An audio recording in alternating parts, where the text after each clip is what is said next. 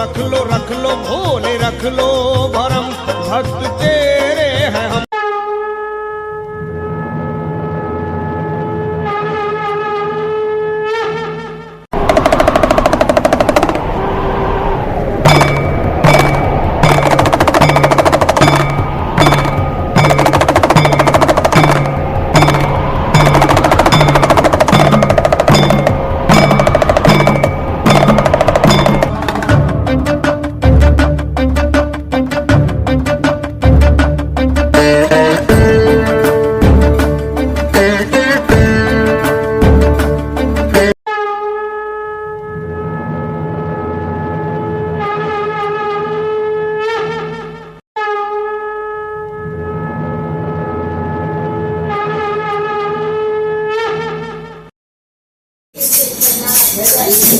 Kashi Vishwanath Gange, Kashi Mallikarjun Gange, Kashi Vishwanath Gange, Kashi Mallikarjun Gange. Har Har Mahadev Shambho Kashi, Har Har Mahadev Shambho Kashi Vishwanath Gange, Har Har Mahadev Shambho Kashi Vishwanath Gange, Kashi Mahakaleshwar Gange, Kashi Vishwanath, Kashi Mahakaleshwar Gange. Har Har Mahadev Shambho Kashi, Har Har Mahadev Shambho Kashi Vishwanath Gange, Kashi Vishwanath Gange, Kashi Omkareshwar Gange, Kashi Vishwanath Gange, Kashi Omkareshwar Gange. Har Har Mahadev Shambho Kashi, ये हर हर महादेव शंभो काशी। हो काशी विश्वनाथ गंगे, हो काशी विश्वनाथ गंगे,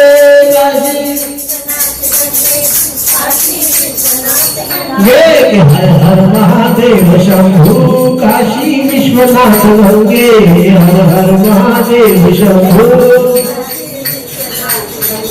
काशी विश्वनाथ गंगे, काशी भीमशंकर गंगे। महादेव शंभो काशी, हो काशी विश्वनाथ गंगे, काशी बैजनाथ गंगे। शंभो काशी, काशी विश्वनाथ, काशी नागेश्वर गंगे, गंगे, काशी विश्वनाथ गंगे, काशी केदारेश्वर गंगे। हर हर महादेव शंभो काशी, काशी विश्वनाथ गंगे, काशी घृतेश्वर गंगे, काशी विश्वनाथ गंगे, काशी घृतेश्वर गंगे, काशी महादेव शंभो काशी, काशी विश्वनाथ गंगे, काशी पशुपति गंगे, काशी विश्वनाथ, काशी पशुपति गंगे, काशी विश्वनाथ गंगे, काशी विश्वनाथ गंगे, काशी बद्रीनाथ गंगे, काशी विश्वनाथ गंगे। हर हर महादेव शंभो काशी, काशी नीलकंठ गंगे, काशी नीलकंठ गंगे, काशी नीलकंठ गंगे, काशी नीलकंठ। हर हर महादेव शंभो काशी विश्वनाथ गंगे, हर हर महादेव शंभो काशी, ये हर हर महादेव शंभो काशी, काशी विश्वनाथ गंगे, काशी गौरी शंकर गंगे, काशी विश्वनाथ, काशी गौरी शंकर गंगे। हर हर महादेव शंभो काशी, ये हर हर महादेव शंभो काशी विश्वनाथ गंगे, हर हर महादेव शंभो, हर हर महादेव शंभो काशी विश्वनाथ गंगे, हर हर महादेव शंभो,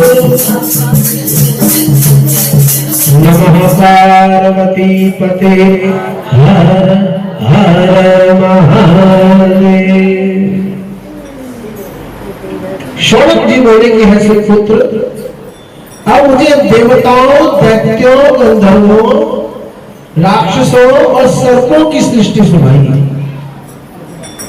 सूत जी बोले कि महाप्राज्ञ, जब प्रजापति वीरण एवं दक्ष की प्रजा ना बढ़ी तो उन्होंने अपनी स्त्री वीरणी को, जो उन दिनों तप में लीन थी, बुलाकर उससे मैथुन धर्म द्वारा अनेक प्रजाओं को उत्पन्न किया और उसके आश्रय में 5000 पुत्र उत्पन्न हुए। परंतु नारद जी के उपदेश से सभी तपस्वी हो गए और किसी से सृष्टि में योग न मिला, जिससे दुखी होकर प्रजापति वीरण एवं दक्ष ने नारद जी को श्राप दे दिया। ऐ कले प्रिय, तुम कहीं भी स्थिति को न पाओगे और जहां भी तुम्हारी समीपता होगी वहां सर्वदा कले रहेगा। नारद जी को श्राप मिल गया। बोलिए नारायण नारायण। तब दक्ष को इस प्रकार दुखित हुआ जानकर ब्रह्मा जी ने आकर उन्हें शांत किया। शिव भाई बास कम कर दो। इस प्रकार दुखित हुआ जानकर ब्रह्मा जी ने आकर उन्हें शांत किया और उन्होंने दक्ष ने अपनी वीरणी नामक स्त्री से फिर 60 कन्याएं उत्पन्न की, जिनमें से उन्होंने 10 कन्या धर्म को, 10 कन्या धर्म तेरे कश्यप को, 27 सोम को, 4 अरिष्टनेमि को, 2 कन्या ब्रह्मपुत्र को, 2 अंगिरा को और 2 भगवान कुशाक्ष को दे दिए, जिनके नाम ये हैं अरुधंती, वसु, यामी, लंबा, भानु, मरुवती, संकल्पा, ममता, संध्या, विश्वा। ये तो धर्म की पत्नी हो गई, जिनसे विश्वा के विश्वदेव तथा संध्या से संध्यागण उत्पन्न हुई। मरुदंती से मृतवान, वसु से अष्टवसु, भानु से 12 भानु, मूर्ता से मूर्तज, लंबा से घोष, यामी से नागवी और अनुधंती से पृथ्वी विषम की उत्पत्ति हुई। इस प्रकार संकल्पा के संकल्प नामक पुत्र उत्पन्न हुआ, जो बड़ा ही सत्यवादी था। है शौनक जी, अब आयादी 8 वसुओं और उनके पुत्रों का नाम सुनो। तब ऐ के वैतंड, शांत और मुनि नाम के 4 पुत्र उत्पन्न हुए और ध्रुव के पुत्र सर्व उत्पादक भगवान काल हुए।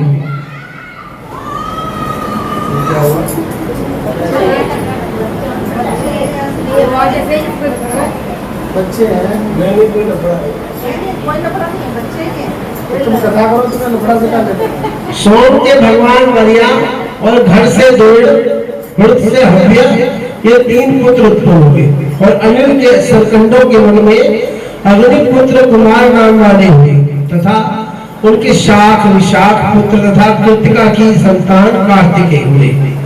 इसी प्रकार प्रत्युष के पुत्र देवन ऋषि नाम से विख्यात हुए और देवन के भी 2 प्रजावर्धक पुत्र हुए, जिसमें बृहस्पति की बहन ब्रह्मचारिणी होकर सारे संसार में भ्रमण करती रही तथा प्रभास की स्त्री से विश्वकर्मा नामक प्रजापति पुत्र हुआ, जिसने हजारों प्रकार की शिल्प विद्या उत्पन्न की और जिनसे मनुष्यों की जीविका मिली।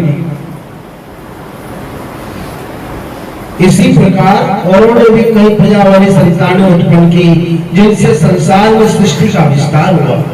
अब मैं आपको आगे कश्यप की पत्नियों के नाम के साथ साथ उनके वंश का वली भी सुनाऊंगा। नमः पार्वती पते हर हर महादेव। तो सूची बोले कि हम पुत्र कश्यप की पत्नियों के नाम थे अदिति और बुद्धि। सुरमा, अरिष्टला, तनु, सुरभि, विंता, इला, ताम्रा, गोरवशा। कद्रु, अनुष और मुनि। तब इनमें पहले अदिति से तुषित नाम वाले 12 देवता उत्पन्न हुए। चाक्षुष मनु के अंतर में और नागस्वत प्रमंतर में मारीची पुत्र कश्यप से उनकी उत्पत्ति हुई। फिर इसी प्रमंतर में दक्ष की कन्या से विष्णु और इंद्र भी उत्पन्न हुए। पश्चात अयमा, घाता, त्वष्टा, पूषा, वस्वान, सविता, मित्रा भी हुए। फिर उन्हीं के अंश भाग तेजस्वी 12 सूर्य भी उत्पन्न हुए। और जो तुषित नाम वाले देवता पहले हो चुके हैं वही 12 आदित्य कहलाते हैं। क्रम से यही अदिति की संतानें हैं। और इसी प्रकार जो सोम की 27 श्रेष्ठ व्रत वाली पत्नियां थी उनमें अत्यंत तेजस्वी दिक्ति नामक संतानें हुई। फिर अरिष्टनेमि की स्त्रियों के 16 पुत्र हुए। फिर कुशाश्व से देव प्रहरण तथा अर्चिस की स्त्री से धूमकेश हुए। और उनकी स्वधा तथा सती नाम की स्त्री में स्वधा से पितृगण उत्पन्न हुए। फिर कश्यप की दिति नाम वाली जो स्त्री से 2 पुत्र उत्पन्न हुए, जो हिरण्यकश्यप और हिरण्याक्ष अति पराक्रमी विख्यात थे। विप्रचित से सिंगी का नाम एक कन्या उत्पन्न हुई। और हिरण्यकश्यप के 4 पुत्र हुए, अनुहलाद, लाद, संहलाद और चौथा प्रहलाद। उनमें प्रहलाद जो था वो विष्णु भगवान जी का परम भक्त था। फिर अनुहलाद की पत्नी सूर्या से पुलोमा महिषी हुए। हुलाद की धमनी नामक स्त्री से वातापी।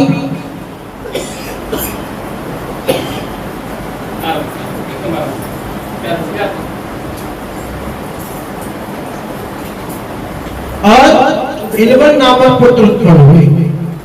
और संगरात की स्त्री कृति से पंचजन नामक पुत्र हुआ। तथा प्रहलाद का पुत्र कौन है? विरोचन। और उसका पुत्र बलि।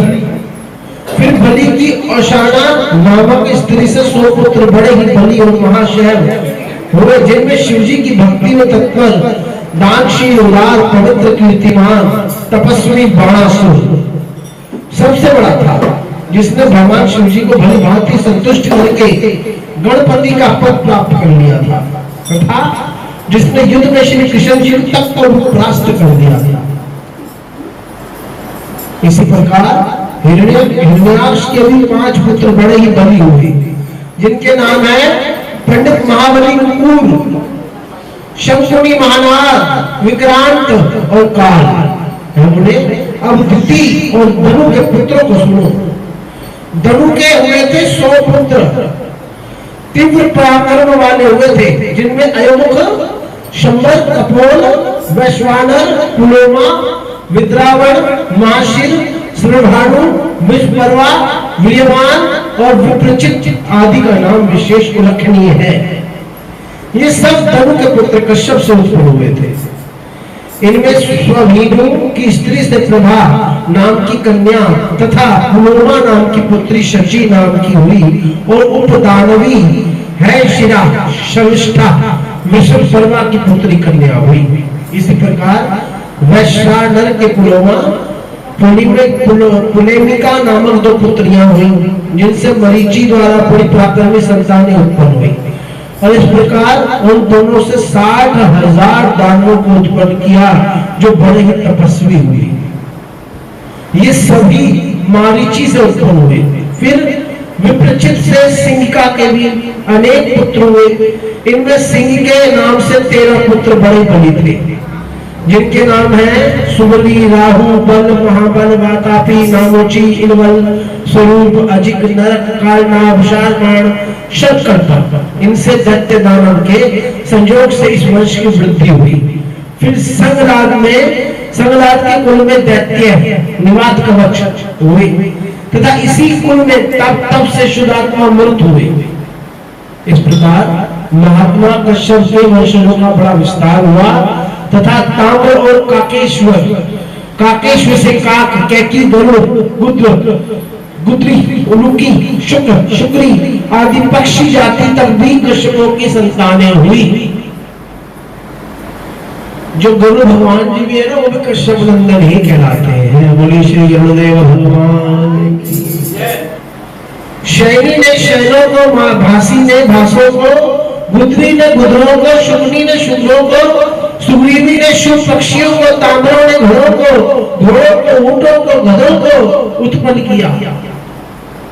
कश्यप गोत्रिज जितने भी होते हैं, वंशावली के अंदर यह बताया गया है, जिसको कोई अपना गोत्र नहीं पता ना, क्योंकि दानव भी कश्यप के पुत्र हैं, देव भी कश्यप के पुत्र हैं, उनके असंख्य पुत्र हैं। जिनको अपना गोत्र नहीं पता, कश्यप गोत्र। एक विंता के अरुण दो पुत्र हुए और सुरसा के बड़े तेजस्वी 1000 सर्प हुए, जिनमें शेष, वासुकी, तक्षक, एरावत, महापद्म, कंबल तथा अष्टर, ये अनेक फल वाले उनमें प्रधान राजा हुए। इसी प्रकार इला से धर्म, कंकोटा, धनंजय, महानील, महाकर्ण, गृध, राष्ट्र, बलाहक, कुकुर, पुष्पदंत, दुर्मुख, सुमुख, बहुश, खरनोमा और पाणी आदि पुत्र थे। और क्रोध वशा से तो अनेकों गण समस्त दांत वाले जीव, अंडज पक्षी, जल जंतु, वरह पशु रूप में उत्पन्न हुए और अनायुक्त यशों के बने बलवान कितने 50 पुत्र उत्पन्न हुए। सुरभि से शशा, भैंसे, इला से वृक्ष, बेले तथा संपूर्ण तृण जातियां उत्पन्न हुई। और खशा से यक्षों, राक्षसों, अप्सराओं और मुनियों को उत्पन्न किया तथा अष्टा ने अनेक मानवों और सर्पों को उत्पन्न किया। इस प्रकार कश्यप के कुल में सैकड़ों हजारों पुत्र और पौत्र उत्पन्न हुए। सूर्य बोले, इस प्रकार स्वरोचिष मनंत्र की सृष्टि मैंने तुमसे कही। अब व्यवस्वत मनु के समय में सब 12 यज्ञ का विस्तार हुआ। तब हवन करते हुए ब्रह्मा जी ने अपने 7 मानसिक पुत्रों को उत्पन्न किया, जो महर्षि हुए। पश्चात जब देवताओं का दैत्यों से विरोध हुआ, तब दत्ती अपने पुत्रों के नाश हो जाने से बड़ी दुखी हो गई। अपने पति महर्षि कश्यप से मिली और आराधना पूर्वक उन्हें छल कर उनसे यह वर मांगा कि इंद्र का नाश करने वाला मुझे एक बड़ा ही तेजस्वी पुत्र दीजिए। तब उन परम तेजस्वी तपस्वी ने उसे 100 वर्ष के ब्रह्मचार्य व्रत का विधान बताया। वह वर दे दिया तो द्युति गर्भवती हो गई और कश्यप जी उसमें अपना सत्य स्थापित कर तप करने को चले गए। तब 99 वर्ष का गर्भ होने पर जब एक दिन द्युति पैरों की पवित्रता ना करके नीचे को सिर करके अर्थ गौरव से सो गई कि उसमें अंतर पाकर इंद्र उसके गर्भ में प्रवेश कर गए और उसके 7 खंड कर दिए। वज्र से कटा हुआ गर्भ होने लगा। तब इंद्र ने उन 7 टुकड़ों को कहा, रो मत, तुम मरोगे नहीं। फिर भी वह सब रोते ही रहे और गिर पड़े तथा उन 7 ने रोकर कहा कि हे इंद्र, तुम हमें मारने की इच्छा न करो, हम सब मर्द तुम्हारे भाई हैं। इस पर इंद्र ने उनका भ्रातृत्व स्वीकार किया और उन्होंने दैत्य भाव को त्याग दिया। फिर तो वह महाबली मरुत नाम वाले आकाशगामी इंद्र के सहायक और 49 पवन देवता हुए, जिनके लिए प्रजापति ने अलग अलग राज्यों की कल्पना की। तब अरिष्टपुर वीर कृष्ण विष्णु प्रजापति प्रजन्य और घृणादक्ष ये सब उनका जगत हुआ है। मामले ये सब भूत सर्ग ने कहा। अब क्रम से राज्यों का विभाग सुनो। ब्रह्मा जी ने पृथ्वी को आधे राज्य में स्थापित कर उन्हें क्रमशः इस प्रकार राज्य दिए। ब्राह्मणों, वृक्षों, नक्षत्रों, ग्रहों, भूतों तथा तपों का राजा सोम को दिया। जल के राज्य वरुण हो गए, राजा की स्थापना की। विष्णु के आदित्यों के राजा हुए। वस्तुओं के राज्य में पावक को राजा किया। प्रजापतियों के राजा दक्ष हो गए। मर्तों के राज्य में इंद्र और दैत्यों तथा दानवों के स्वामी प्रहलाद हो गए। इसी प्रकार पुत्रों के वैश्वत और माताओं के मंत्रों के तंत्रों और गौओं के राजा यम और यक्षों राक्षसों तथा भूत पिशाच के राज्य में शूलपाणी शिव जी नियुक्त हुए। शैलों के राज्य में हिमालय नदियों में समुद्र मृगों में सिंह गाय बैलों में वृषभ तथा वनस्पतियों वृक्षों में वट को राजा बनाया।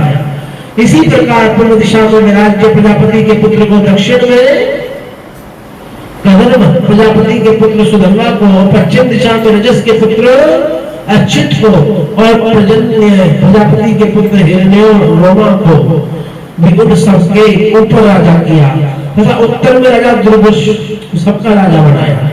ऐसा जी ये पृथ्वी महीने का वर्णन मैंने तुमसे किया जो अत्यंत प्राचीन और रिद्धिदायक है। नमः पार्वती पते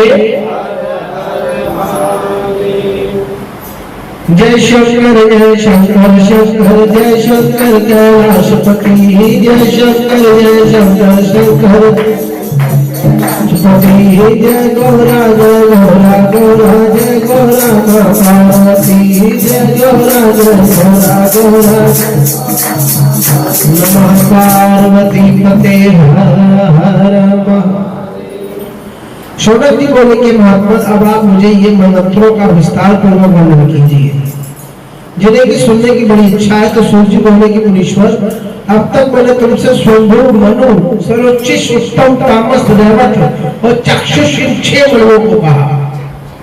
अब इसके पश्चात भगवत मनु, सावर्णी मनु और रक्षित तथा सवर्णी ये 4 मनु हुए और फिर तीसरी बार भी धर्म सावर्णी, रुद्र सावर्णी, देव सावर्णी और इंद्र सावर्णी ये 4 मनु हुए। इस प्रकार क्रमशः भूत भविष्य और वर्तमान के मनुओं को मैंने जैसा सुना था कहा। कुल 14 मनु हुए, 14 जिनका समय 14,000 कल्प निर्माण किया जा रहा है। अब उनके ऋषि तथा पुत्र और देवगणों को सुनो। मारीची, अत्रि, भगवान अंगिरा, पुलह, ऋतु, पुलस्त्य और वशिष्ठ ये ब्रह्मा के 7 पुत्र हैं। इनके उत्तर दिशा में सप्तऋषि तथा स्वयंभू मनवंतर में यामा नाम के देवता भी निवास करते थे तथा अग्निग्र, अग्निबाहु, मेघातिथि, वसु, ज्योतिष्मान, वृत्तिमान, हव्य, सवन और शुभ इस सब स्वयंभू मनु के 10 पुत्र थे जिनमें इंद्र का नाम यज्ञ था। इस प्रकार पहला मनवंतर बड़ा ही दिव्य था। दूसरे मनवंतर में रोचन नाम का इंद्र था। इंद्र का हर मनवंतर के अंदर नाम बदलता है। गद्दी का नाम इंद्र कहते हैं, इंद्रासन। पर जो कोटि अश्वमेध यज्ञ कर लेता है उसको इंद्रासन प्राप्त होता है। और ओजस्तंभ पर स्तंभ, ऋषभ, वसुमान, ज्योतिष्मान, धृतिमान और रजिष्मान ये 7 महर्षि थे और इस काल के देवता का नाम तुषित था। महात्मा स्वरोचित मनु के 10 पुत्र थे जो कि बड़े ही धीमान और पराक्रमी थे। इस प्रकार दूसरा मनवंतर भी तुमसे कहा। अब तीसरा मनवंतर सुनो। वशिष्ठ संज्ञक 7 पुत्र वशिष्ठ के थे और इस काल के मनु के जो 10 पुत्र थे उनके नाम थे उर्जित, उर्ज, मधु, शुचि, ऋषभ को देवता माना गया। यही उस काल के ऋषि कहलाए थे। उस समय तीनों लोगों का स्वामी जो था वो सत्यजित नाम का इंद्र था। सत्यजित नाम का इंद्र था। इस प्रकार तीसरा मनवंतर भी मैंने तुमसे कह दिया। अब चौथा तामस मनवंतर सुनो। इस मनवंतर में गार्य, पशु, वाग्मी, जन्य, घाता, कपानक, कपिवान ये 7 ऋषि हुए और इस काल के इंद्र का नाम था त्रिशिख तथा महानूप मनु के जो 10 पुत्र थे उनके नाम ये है तपोरति, अल्कमाश, खड़गी, महानुषि, धुतिपोत्र, सत्य से तप, शूल, तामन, धन्वी इसी प्रकार 14 मनवंतर में उनके अलग अलग ऋषि और देवता तथा इंद्र होते हैं और ये सभी महातेजस्वी अपने धर्म में रत 1000 युग तक सृष्टि का पालन पोषण करते हैं। पश्चात तब से युक्त हो प्रजा सहित ब्रह्मलोक को जाते हैं। ये सभी कीर्तिदायक होते हैं। और अंत फिर सृष्टि होती है। 100 वर्ष में भी इनके काल में कोई अंतर नहीं आ सकता, क्योंकि 100,000 की पूर्ति में इनका कल्प समाप्त होता है, एक कल्प।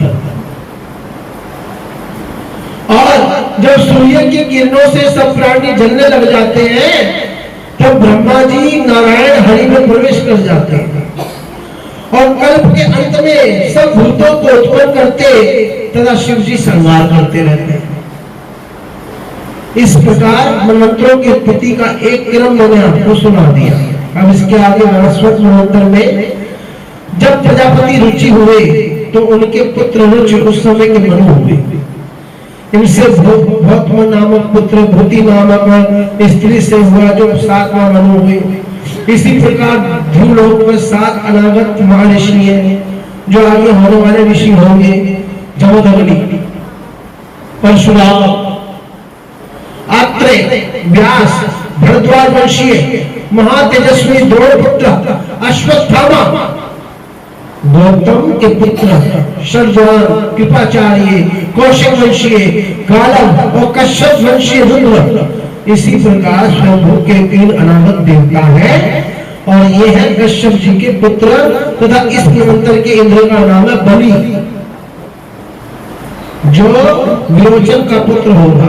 और इस कल्प के जो मनु सावर्ण मनु है उनके 10 पुत्र होंगे, जिनका नाम है विशाल, अवनिवान, सुमंता, बुद्धिमान, बहुसृष्टि, सुधा, विष्णु और राजा सुमित के आदि। ये 8वां मनवंतर हुआ जी। 9वां दक्ष सावर्ण। इसी प्रकार सब 10वां मनवंतर आता है। तब उनके इंद्र साक्षात शंभु भगवान शंकर हो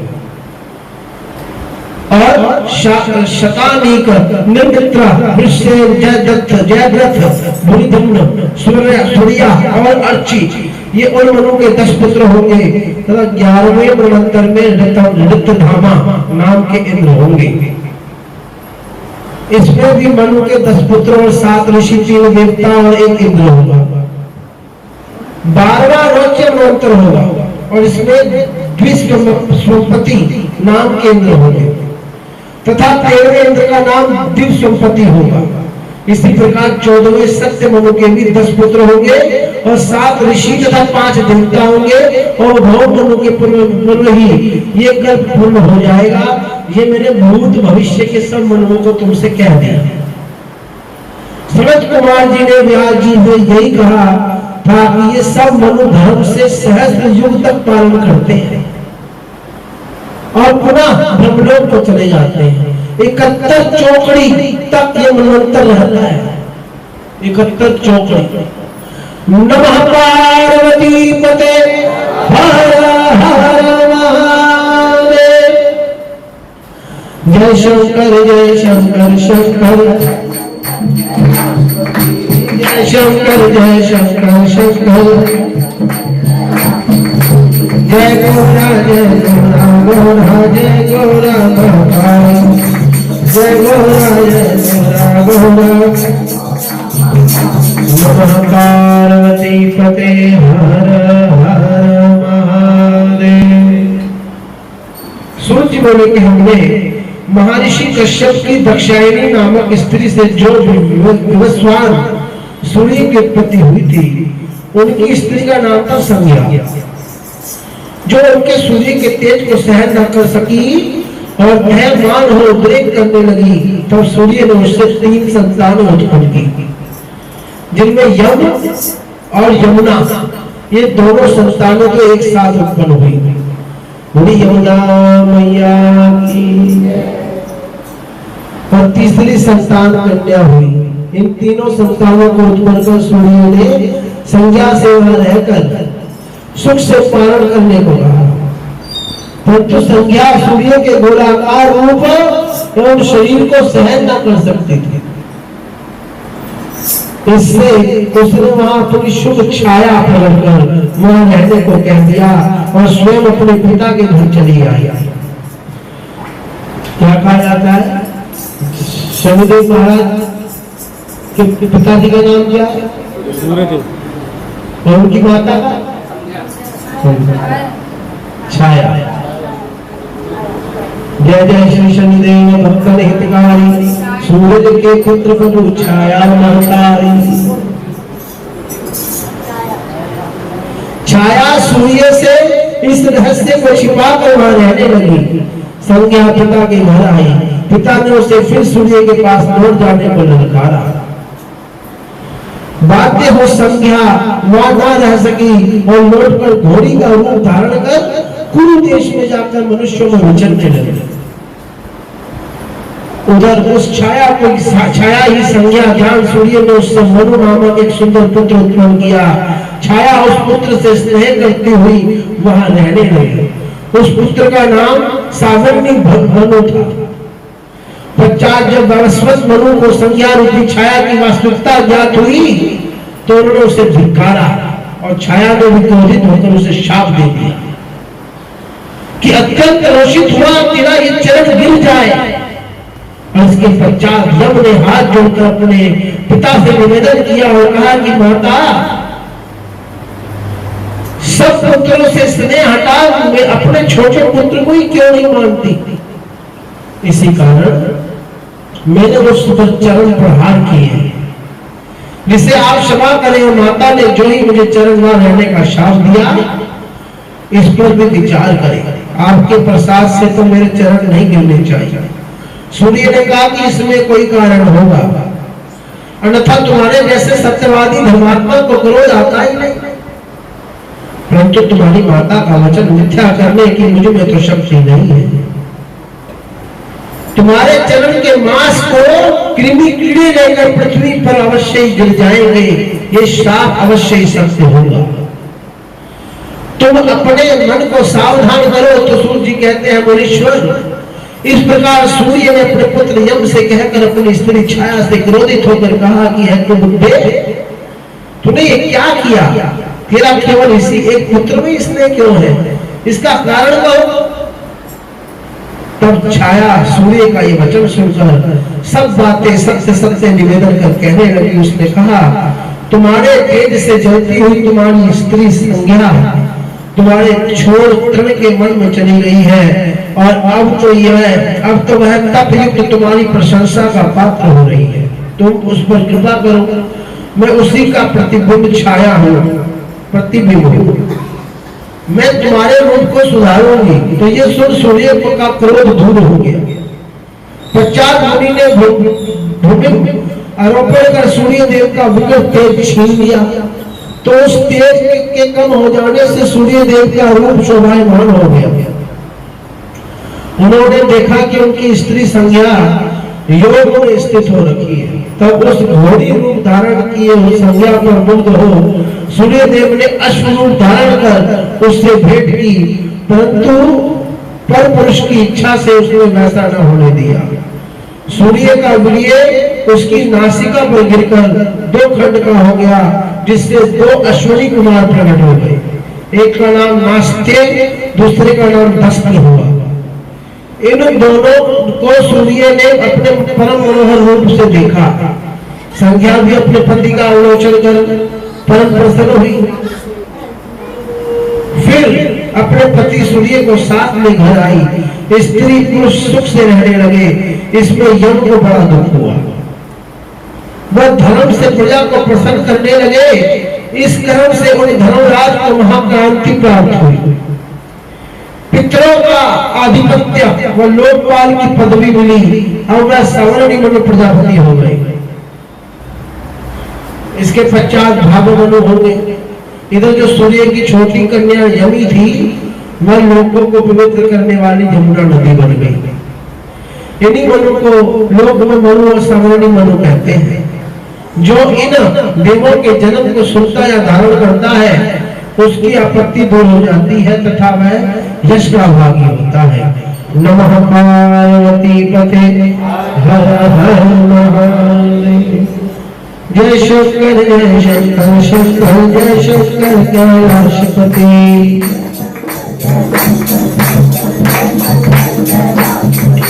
जय गोरा जय गोरा गोरा जय गोरा मां पार्वती।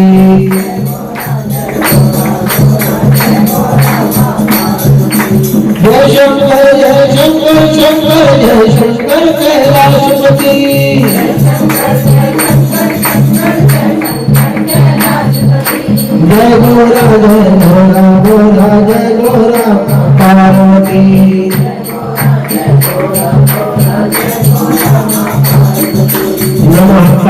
पार्वती पते हर हर महादेव।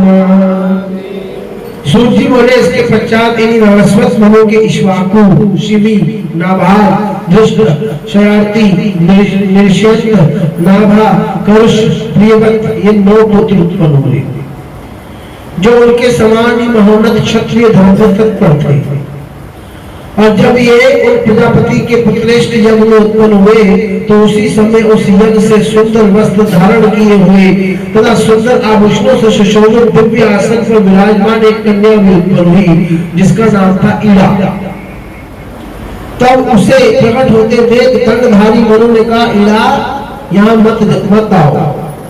इस पर ईड़ा ने कहा, आपका कथन सत्य है, क्योंकि मैं तो धर्मयुक्त पुत्र की कामना करने वाले प्रजापति मित्रा वरुण के अंश से उत्पन्न हुई हूँ, अतः मैं उनके पास जाती हूँ, मेरी इस धर्म में रुचि भी नहीं है।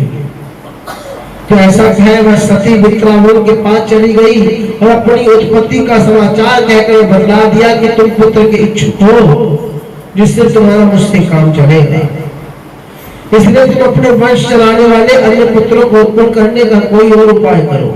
इस पर प्रसन्न होकर मित्रावरुण ने कहा कि तुम बड़ी ही धर्मशील हो, तुम में दम और सत्य का बड़ा तेज है, जिनकी प्रसिद्धि के लिए मैं तुम्हें ऐसा सत्यवादी पुत्र दूंगा जो सुजन से मनु का वंशवर्धक होगा।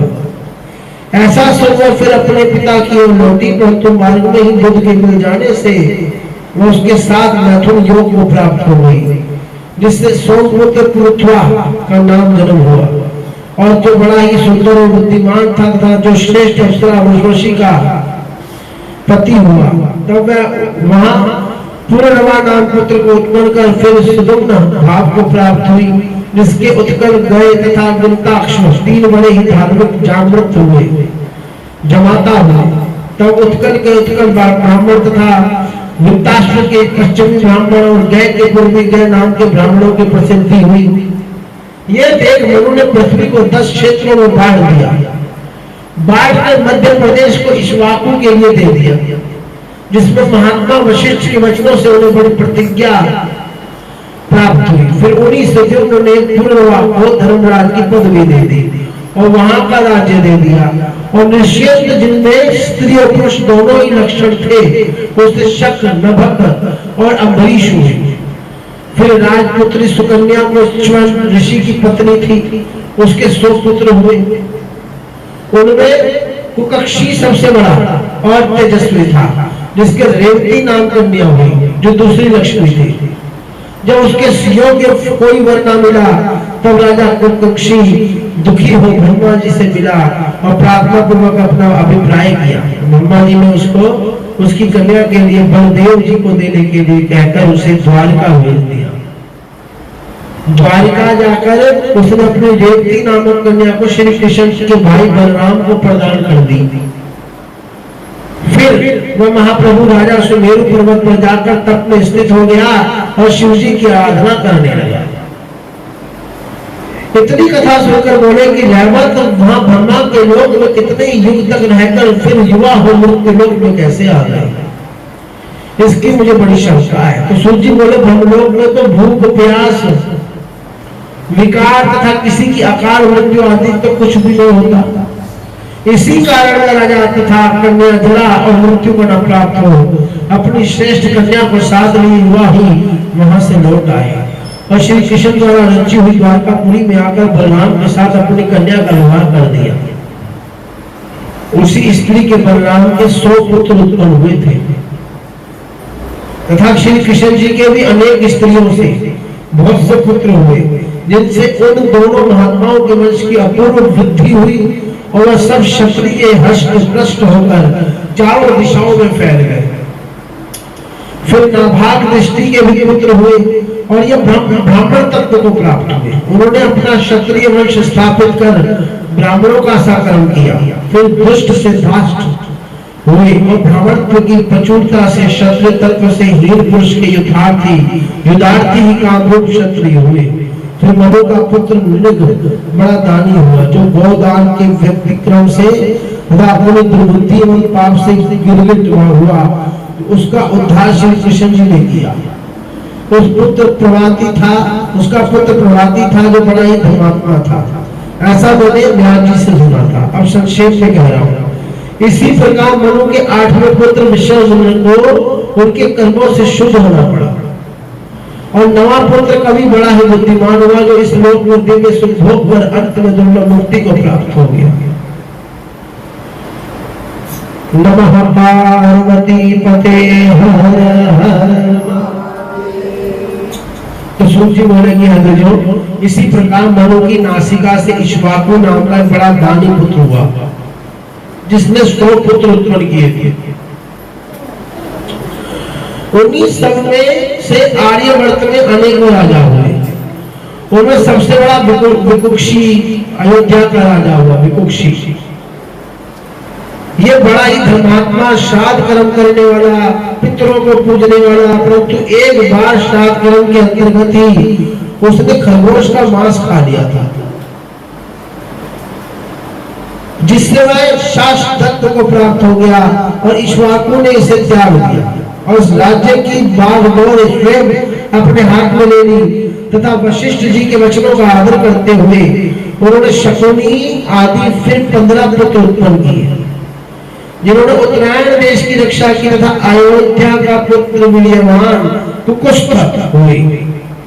उसके अरिनाभ नाम का पुत्र तथा पृथु का पुत्र विष्टाराश्व हुआ जिसने इंद्र नाम के पुत्र को उत्पन्न किया और यही प्रजापति हुआ। फिर इंद्र के युग्नाश्व, उसके भाव श्राव और उसके श्रावस्तक हुआ जिसने श्रावस्ती नाम की नगरी बसाई और इसके कोई पुत्र न था, जिससे इसके दायाद महायशस्वी बृहदश्व उसके अधिकारी हुए। फिर बृहदश्व के पुत्र युवनाश्व तथा उसके पुत्र कुबलाश्व जिन्होंने धुंधु को मारा, जिससे उसका नाम क्या पड़ गया? धुंधुमार राजा और उसके धनुर्धर पुत्रों थे। फिर कुबलाश्व के राजा हुआ और युवनाश्व वन में तप करने को चला गया, परंतु जो ही वन में गया तो ही मार्ग में उसको उत्तम नामक ऋषि मिल गए जिन्होंने उससे तप से निषेध कर फिर धर्मपूर्वक प्रजा पालन करने के लिए बाध्य किया तथा अपने पुत्र को साथ लेकर उन्हें अपनी कुटिया के निकट ही धुंधु नामक महाभयानक राक्षस को वध करने की आज्ञा दी। राज ऋषि युवनाश्व ने कहा, मेरा पुत्र कुबलाश्व बड़ा धर्मात्मा और धनुर्धर है, वह इस राक्षस को मारेगा तथा धर्म पूर्वक प्रजा पालन करेगा, आप मुझे ना रोकिए। तो उतंक मुनि मौन हो गए। उन्होंने पूर्व विधान के अनुसार अपने योग तत्व से कुबलाश्व में ही विष्णु अंश का प्रवेश कर दिया और तक्षण ही आकाशवाणी हुई कि नीचे ही ये श्रीमान निःशुल्क धुंधु को मारने वाला होगा। फिर तो श्रेष्ठ विजेता कुबलाश्व ने अपने पुत्रों को साथ ले बालुका के मध्य में समुद्र को खोद उसके बीच में छिपे रहने वाले धुंधु नामक राक्षस को प्रकट कर उससे बड़ा युद्ध किया, जिसने राजा के 100 पुत्रों को मार दिया। केवल 3 पुत्र शेष बचे थे, परंतु विष्णु अंशी उन राजा कुबलाश्व ने उस दुर्दांत राक्षस का वध किया और ऋषि मुनि सुखी हो गए। फिर तो उतंक मुनि ने राजा को अक्षय धन होने तथा शत्रु रहित होने, सर्व विजयी होने और स्वर्ग में अक्षयवास का वर दे दिया। फिर छोटे हंसाश्व और कपिलाश्व मार रहे। फिर तथाश्व के पुत्र हर्षव के परम धार्मिक निकुंभ तथा महाताश्व उसके आशस्व तथा कुताश्व पुत्र हुए, जिसके हेमवती नामक कन्या हुई, जिससे प्रसेनजित नामक पुत्र हुआ। फिर प्रसेनजित की पतिव्रता गौरी नामक स्त्री हुई और जो अपने पति से शापित हो बाहुदा नामक नदी हो गई। उसका एक प्रतापी पुत्र युवनाश्व हो गया, जिसका पुत्र मानदाता बड़ा ही विख्यात हुआ, जिसकी स्त्री शशि बिंदु पुत्री चैत्ररथी और जिसके 10,000 भाई थे तथा ये उन सब में श्रेष्ठ थी। उस स्त्री से मानदाता ने पुष्पुष्ट और मुचकुंद नाम वाले दो बड़े ही धार्मिक पुत्रों को उत्पन्न किया। उसी मुचकुंद का पुत्र कवीश्वर बड़ा बलवान हुआ, जिसके सत्यव्रत नाम का एक बड़ा ही अधार्मिक पुत्र हुआ, जिससे राजा ने उसे त्याग दिया और स्वयं शंकर जी का तप करने के लिए चला गया। उसके चले जाने पर अधार्मिक सत्यव्रत राजा हुआ, जिसे अप्रसन्न हो इंद्र ने 12 वर्ष तक उसके राज्य में वर्षा नहीं करी थी उन्हीं दिनों महातपस्वी विश्वामित्र अपनी स्त्री से त्याग कर समुद्र के किनारे कठिन तपस्या कर रहे थे। इधर उनकी स्त्री अपने 100 पुत्रों की रक्षा के लिए एक और पुत्र को अपने गले में बांध कर 100 भोगों के बदले में बेचने लगी। ये सुन धर्मात्मा सत्यव्रत ने उसे खरीद लिया और महर्षि विश्वामित्र ही प्रसन्नता के लिए बड़े प्रेम से उसका पालन पोषण करने लगा। तब गले में बंधे रहने के कारण यही आगे चल के गालव ऋषि के नाम से विख्यात हुआ और ये भी बड़ा तपस्वी हुआ। तो सोची बोले कि हमने जब इस प्रकार सत्यव्रत ने भक्तिपूर्वक विश्वामित्र की स्त्री सहित उस पुत्र को अपने यहाँ रख पालन करना आरंभ किया, जिसके निर्देशक अब तक वशिष्ठ जी उस राजा के धर्माचार्य थे। परंतु बहुत सी बातों में राजा का उससे सर्वथा मतभेद रहता था वशिष्ठ जी से, क्योंकि राजा सत्यव्रत आरंभ से ही बड़ा अधार्मिक रहा है। वह नित्य वन में मृगिया करने जाता था, भैंसे तथा सूरों को मार मार कर उनका मांस फेंक देता था। जहां के विश्वामित्र का आश्रम था वहां पर। तो ये सुनकर वशिष्ठ जी उसके कर्मों से बड़े कुपित होते थे, परंतु कुल गुरु होने के नाते शाप नहीं देते थे और उसके अधार्मिक होने पर भी तीर्थ स्थानों गोरात्र तथा रनिवास आदि के याजकों और उपाध्यायों के संयोग से रक्षा करते ही रहते थे। इसका कि हमारे कुल गुरु होने बहुत जरूरी है। कुल गुरु और कुल देवी जो होती है हमारे कुल की रक्षा करती है। उनको वचन है जिस भी कुल के वो होते हैं उस कुल की रक्षा करना। जैसे कोई पापी है उस कुल के अंदर, उनके पापों को छुपाना कुल गुरुओं और कुल देवियों का ये कार्य होता है। पता कैसे चलेगा हमारी कुल देवी कौन है? गोत्र से, जाति से। अब आप कहोगे पहले तो जाति गोत्र थे ही, पुराण भी कह के हो गए पुराने। गीता हमारे खड़ी है सिराने, परंतु सत्यव्रत अपने वाक्य तथा होने वाले कर्मों से उन्हें नित्य ही असंतुष्ट क्रोध करता ही रहता। परंतु मुनि वशिष्ठ जी ने उसे राजा बनाया था, इस कारण वह उसके सारे दोषों से उत्पन्न अपने क्रोध की घूंट पी जाते रहे, कुछ ना करते थे। वह 12 वर्ष तक इसी प्रकार उपद्रव करता ही रहा। पश्चात एक दिन जब उसको मांस ना मिला तो उसकी दृष्टि महात्मा वशिष्ठ जी के ऊपर पड़ गई और महात्मा वशिष्ठ जी के ऊपर पड़ते ही उसने क्या देखा? वशिष्ठ जी की कामधेनु गाय गौ पर पड़ी और वह उसे मारकर खा भी गया तथा विश्वामित्र के पुत्रों को भी अब खिलाया। फिर तो ये सुनकर वशिष्ठ जी को बहुत ही ज्यादा क्रोध आ गया। क्रोध का अंत न रहा। क्रोध उसके पास जाकर कहा, है दुष्ट, अब मैं तेरे ऊपर बड़े कठिन लौह शंकु को गिराऊंगा, क्योंकि एक तो तूने अपने पिता को सर्वथा अप्रसन्न किया, दूसरा जीवों का वध करके विश्वामित्र के आश्रम पर फेंका और तीसरा मेरी गौ मारकर उसका मांस भक्षण कर दिया। इस प्रकार तूने ये 3 पाप किए, अतः तू त्रिशंक हो जा। ये कहते ही उसका नाम त्रिशंकु हो गया। उसी समय अपनी स्त्री के पालक त्रिशंकु के यहाँ विश्वामित्र जी भी अपने तप से उठकर वहां आ पहुंचे और त्रिशंकु ने सशरीर स्वर्ग जाने का वर मांगा। तो विश्वामित्र जी ने अपने तपोबल से उसे स्वर्ग भेज दिया। इधर कैकेय वंश उत्पन्न सत्यर्था नामक उसकी स्त्री से निष्कामी हरिश्चंद्र का जन्म हुआ। हरिश्चंद्र, फिर यहाँ हरिश्चंद्र राजा हुआ और राजसूय का चक्रवर्ती सम्राट हुआ।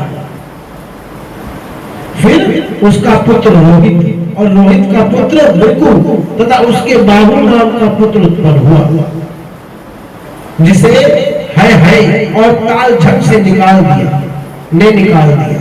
राजा बाहु आर्य मुनि के आश्रम में चला गया, जहां भार्गव से नहीं तो उसने गर सहित सगर नाम पुत्र को उत्पन्न किया।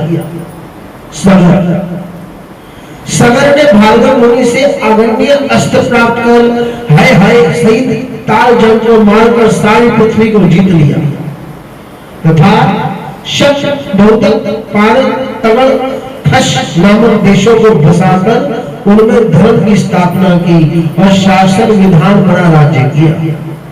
इतनी कथा सुनकर सूर्य जी ने पूछा कि सूर्य जी वह बल रहित क्षत्रिय कैसे उत्पन्न हुआ जिसने कि सागर अंबरा पृथ्वी को विजय किया। अब वह सब कथा कही है। तो सूर्य जी बोलेंगे मुझे इस कथा को राजा परीक्षित के पूछने पर वशप्पा मुनि ने जैसा उससे कहा था वैसा मैं तुमसे कह रहा हूँ, ध्यान देकर सुनना। वशप्पा जी बोले कि विशांपते जिस समय राजा बहुराज्य कर रहे थे उसी समय शकों के साथ हरे हरे और जाल जंगों ने भी प्रभुता प्राप्त कर ली थी और उन्होंने ही उनसे राज्य छीन लिया था, क्योंकि यमन अपारद कम्बोज बहुदल पहलाव ये राक्षसों के 5 गण हैं। इन गणों ने हय हय के लिए पराक्रम किया, फिर राजा बाहु का राज्य छीन कर उन्हें दे दिया। तब राज्यच्युत राजा बाहुआ ने अपनी स्त्री सहित वन में जाकर वहां अपने प्राणों का विसर्जन कर दिया। उस समय यादवी नामक उसकी स्त्री को गर्भ था, जिससे उसका साथ रहने वाली उसकी सौत ने पुत्र की ईर्ष्या से यादवी को विष दे दिया और जब वह अपने पति के साथ सती होने को चली तो भार्गव और मुनि ने उसे रोक लिया तथा उसे अपने आश्रम में रखकर उसकी गर्भ की रक्षा की, क्योंकि गर्भवती स्त्री को सती होने के लिए हमारे शास्त्रों में नहीं बताया गया। सती की रीति जरूरत आई है, पहले होती थी, पति के साथ सती होना पड़ता था। वह भगवान को शंकर का स्मरण करती हुई उन मुनिश्रेष्ठ की सेवा करने लगी। फिर तो वैश्व मुहूर्त उपस्थित हो गया, जिससे 5 उच्च ग्रहों के एक स्थान में स्थित होने पर गर्भ सहित उसने यादवी ने गर्भ का त्याग किया, जिससे राजा सगर की उत्पत्ति हो गई। और ऋषि ने उस महात्मा बालक के जात संस्कार आदि कर्म किए और वेद शास्त्र आदि पढ़ाकर उसे अस्त्र दिया। नृपोत्तम महाभाग राजा सगर ने देव दूसरा अग्नि अस्त्र भी उन मुनि से तड़कर शक यवन कम्बोज और पहलव वशिष्ठ जी की शरण में गए। तो वशिष्ठ जी ने सगर से कहकर उनकी जान बचाई और सगर ने उसकी दाढ़ी और सिर मुड़ा, उनका कर्म परिवर्तन करा, अक्षत्रिय बनाया। इस प्रकार कर्म विजयी राजा ने उस पृथ्वी को जीतकर अश्वमेध यज्ञ का अश्व छोड़ा। सगर के 60,000 पुत्र उस घोड़े से दक्षिण समुद्र की ओर गए। स्वार्थ साधक इंद्र ने उनका घोड़ा चुरा लिया, तो सगर ने अपने पुत्रों से समुद्र खुदवा कर भी उस घोड़े की खोज की, जिसमें आदि पुरुष विश्वरूप कपिल देव जी मुनि कपिल देव जी मुनि के दर्शन हुए और उनके नेत्रों की अग्नि से सगर के 60,000 पुत्र जो थे वो भस्म हो गए। कपिल मुनि के में सगर के 60,000 पुत्रों को भस्म कर दिया और केवल 4 पुत्र बचे रहे। हर्षकेतु, सुकेतु, धर्मरथ, पंचरथ। फिर तो यही उस वंश के चलाने वाले हुए। पश्चात भगवान ने सबकी वंश वृद्धि की और मेघा, कीर्ति, समुद्र का पुत्र शेष धन का 5 भाग कर फिर समुद्र के निकट उस घोड़े को पाकर उन महायशस्वी सगर ने एक अश्वमेध कर कई सैकड़ों अश्वमेध का फल पाया और भगवान शंकर की विभूति को धारण किया। नमः पार्वती पते हर हर महादेव। शरण की बोले के असीम जी उन महामुनि के महाबली सगल के 60,000 पुत्र कैसे उत्पन्न हुए, उस विधि का वर्णन कीजिए। तो सूर्य जी बोले सगर के बड़े तपस्वी थे, उन्होंने अपने तप से ही सारे पाप भस्म कर डाले थे। उनकी 2 स्त्रियां थी, मुनिश्रेष्ठ और जो उस समय के एक प्रधान मुनि थे। उन्होंने जब उन दोनों की संतुष्टि के लिए वर मांगने को कहा तो एक स्त्री ने 60,000 और दूसरी ने वंश करता एक सुंदर पुत्र को का वर मांगा। मुनि ने कहा तथास्तु। उसने घर आकर एक तुम्बी का प्रसव किया, जिससे बीज स्वरूप उसके अनेकों शूरवीर पुत्र उत्पन्न हो गए। उन बीज स्वरूप पुत्रों को जीवन प्रदान करने एवं वृद्धि के लिए उसने घी से पूर्ण घड़े में रखा और वह बढ़कर अपनी भाइयों द्वारा पलने लगे। फिर दूसरी स्त्री से कपिल मुनि की आज्ञा से भस्म हुए महात्माओं से एक पंचजन नामक पुत्र की उत्पत्ति हुई, जो राजा हुआ, जिससे वीर्यवान अंशमान हुए। फिर उनके पुत्र दिलीप और उनके वंश में वह भगीरथ हुए, जिन प्रभु ने श्रेष्ठ नदी गंगा को स्वर्ग से उतारकर समुद्र ने जिस गंगा को अपनी पुत्री स्वीकार किया। फिर भगीरथ के पुत्र शतसेन राजा हुए, जिनसे परम धार्मिक नाभाग का जन्म हुआ। नाभाग के अम्बरीश, उसके सिंधु के देश के राजा अयकाजित उनके ऋतुपर्ण हुए, जो कि राजा नल के मित्र थे। फिर ऋतुपर्ण के पुत्र कांतिमान, अनुपर्ण उनके कलमाशपाद मित्र सह, कलमाशपाद के सर्वकर्मा के अनुरणे, उनके मुंडग्रह और उनके निशिरति शतवांग हुए, जिन्होंने अपनी बुद्धि से तीनों लोगों में ख्याति प्राप्त की। उनके पुत्र दिलवान और उनके रघु के अज के दशरथ, जिन राजा दशरथ से धर्मात्मा यशस्वी सियावर रामचंद्र महाराज, रामचंद्र भगवान विष्णु के अंश से उत्पन्न हुए और जो परम शैव थे तथा जिन्होंने रावण को मारा था। ये मैंने सूर्य वंशावली सुनाई है। उन रामचंद्र के पुत्र कुश और कुश से अतिथि उनके निषद के नल के पुंडरीक और इनके शतधर्मा उनके देवनिक, उनके अहिनबु और अहिनबु के रायाद और सहस्वान और उनके पुत्र वीरसेन इक्ष्वाकु वंश में उत्पन्न हुए थे। फिर वीरसेन के दायाद पाणियात्र, उनके बालाख्य, उनके स्थल, उनके सूर्य, उनके यक्ष, उनके अरुण, उनसे मदग्री, उनसे हिरणाभ, उनका पुत्र योगाचार्य, जो कि जैमिन मुनि का शिष्य और विद्या में प्रवीण हुआ। और जिस राजा से अध्यात्म योग कुशल याज्ञवल्क्य जी की उत्पत्ति हुई। फिर याज्ञवल्क्य के पुष्य नाम का पुत्र हुआ तथा उनका पुत्र ध्रुव, उनका पुत्र अग्निवर्ण, उनका शीघ्र का मरुत के योग से नामक वह पुत्र हुआ, जो स्वामी कलाप ग्राम में अब तक स्थित है। और कलयुग के नष्ट होने पर वह कलाप ग्रामवासी फिर से सूर्य वंश का उद्धार करेंगे। उनका पुत्र पृथुसुत, उनका संधि, उनका आमर्षण, उनका महत्व, उनका विश्व का प्रसेनजित, उनका पुत्र यक्षक तथा उनका पुत्र बृहदमन हुआ। ये सभी इक्ष्वाकु वंशी राजा मैंने आपसे कहे। अब आगे के वंशजों को सुनो जो धर्मात्मा थे। बृहदर के पुत्र बृहद्रथ होंगे, उनके पुत्र का नाम उरुग्रह होगा तथा उसका वसव्रत, उसका प्रतिव्योम, उसका भानु दिवाकर, उसका सहदेव, उसका बृहदश्व, उसका भानुमान, उसका प्रतिकाश्व, उसका पुत्र सुप्रतीक राजऋषि होगा। फिर उसका पुत्र मरुदेव, उसका समक्ष, उसका पुष्कर, उसका अंतरिक्ष, उसका स्वत आदि और इसी प्रकार क्रम पूर्वक एक के दूसरे संजय, शाक्य, शुद्धोत्तर, गंगाल, शुद्रक, तुरंत और सुमित्र नाम के राजा पुत्र होंगे। और इसी सुमित्र से उस इक्ष्वाकु वंश की समाप्ति हो जाएगी। सुमित्र से, जिसमें अंतिम राजा विचेवरीय हुए और जिनका शुरू वंश राजा मित्र को प्राप्त होकर कलयुग में सर्वथा ही विश्राम पावेगा और जब फिर सतयुग आएगा तब बढ़ेगा। ये वंशावली वैवस्वत मनु से चली और इक्ष्वाकु वंशी कहलाए और सभी राजा हुए। जो मनुष्य सूर्य वंश की इस सृष्टि को ध्यान पूर्वक पढ़ता है, सुनता है, वह संतान वाला होकर साहित्य सुख को प्राप्त करता है।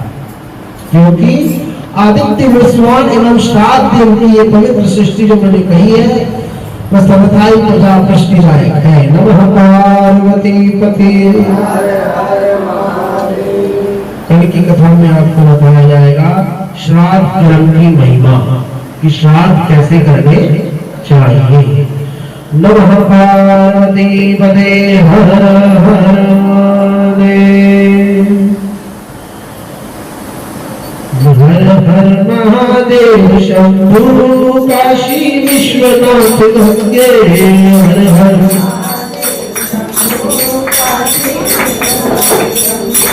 काशी विश्वनाथ गंगे, काशी विश्वनाथ गंगे।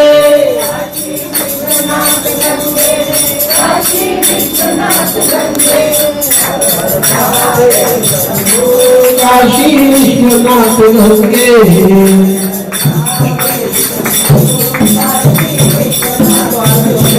हर हर महादेव शंभु काशी विश्वनाथ गंगे।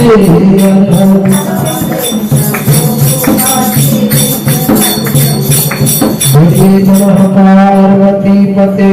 हर हर महादेव शंकर भगवान। जल्दी खत्म करते हैं, लेट शुरू करें जल्दी। आगे हुआ है, पौने 7 शुरू कर दी थी। दो सुबह का ही आओ, 2 और कराया। नमः पार्वती पते। हरे शंकर भगवान की जय।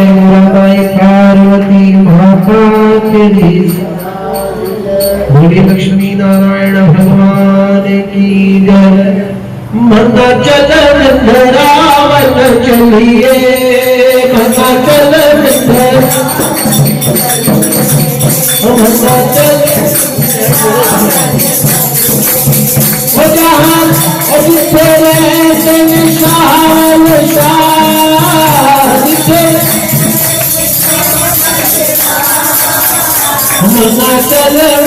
रावण चलिए, चल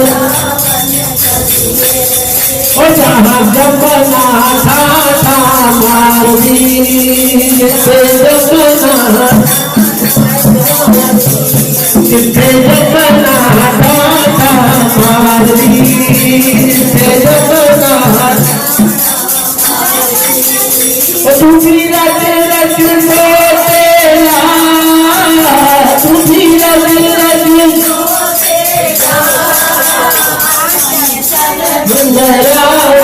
चलिए,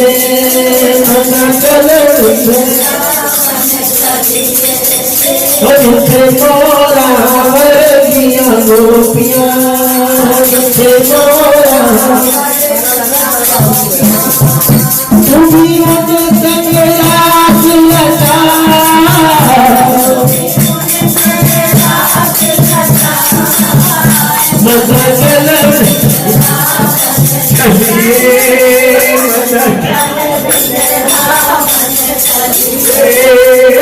तेरे चाल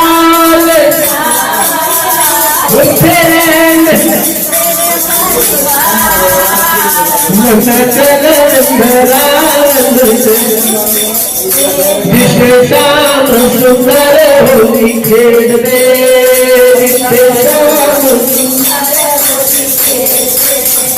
तू भी उनके रंग रंग जा, तू भी मन चल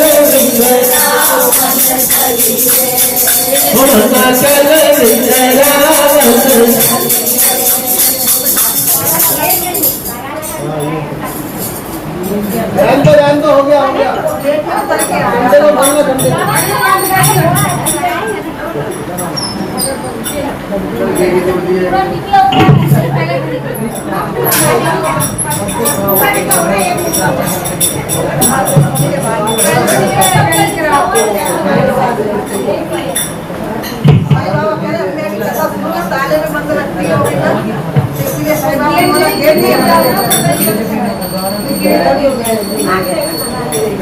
मेरी बातें दुनिया में आज तक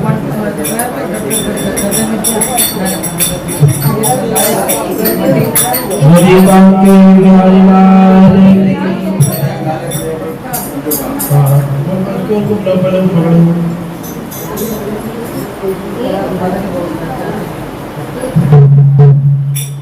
बोलिए श्री बांके बिहारी लाल की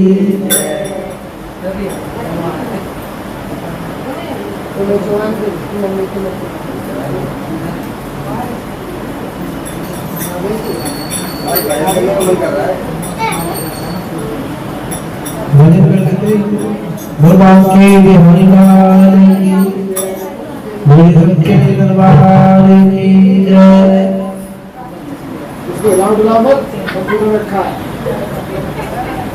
लैपटॉप भी ले जाएंगे आज साफ होगा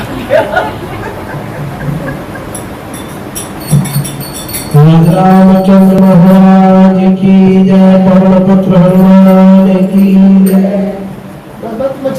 मिलती है राम नाम की दौलत कभी कभी मिलती है राम नाम की दौलत कभी कभी होती है अपने भाग्य से भागवत कभी कभी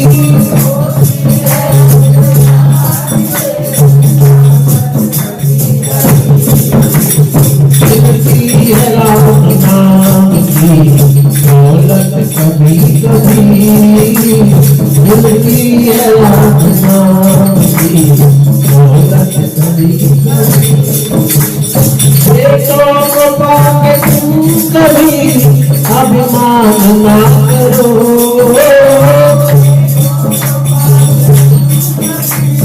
अभिमान ना करो बन जाते हैं पड़ोसी बेटे कभी कभी बन जाते हैं पड़ोसी बेटे कभी कभी मिलती है राम नाम की दौलत कभी कभी मिलती है राम नाम की दौलत कभी कभी होती है अपने भाग्य से भागवत कभी कभी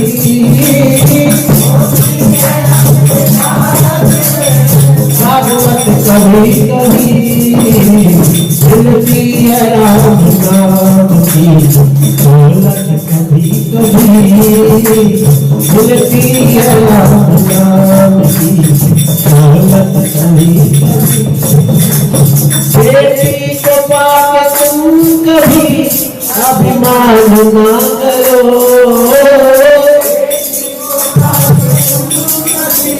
अभिमान ना करो ले जाते हैं जमाई बेटी कभी कभी ले जाते हैं जमाई बेटी कभी कभी मिलती है राम नाम की दौलत कभी कभी मिलती है राम नाम की दौलत होती है अपने बात से